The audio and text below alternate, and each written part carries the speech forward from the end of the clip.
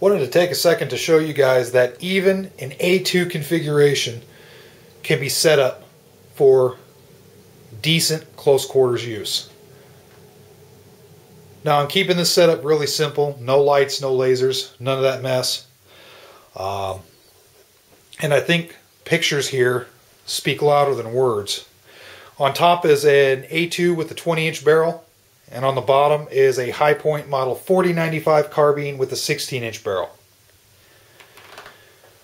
The A2 with the Vortex flash eliminator and the car style adjustable stock collapsed all the way in is just a hair bigger, or excuse me, a hair longer than the High Point 4095 carbine.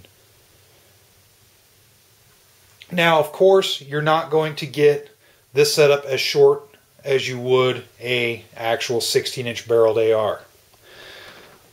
But I think there are some advantages of keeping the 20-inch barrel configuration.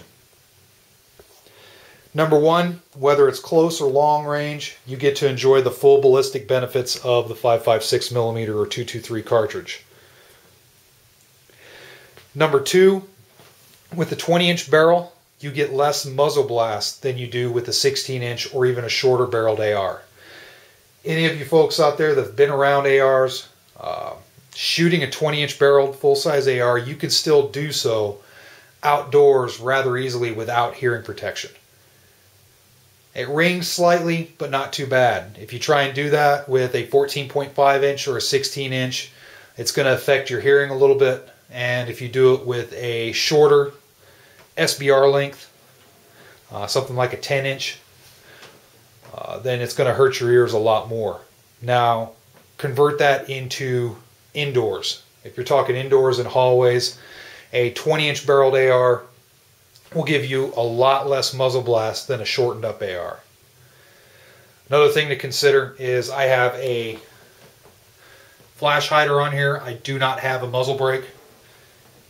I did it that way because I don't think I need a muzzle brake for this rifle. Recoil is very negligible, and I have no issues with putting tight groups on this thing at close quarters or at longer ranges with the setup. I feel I don't need a muzzle brake.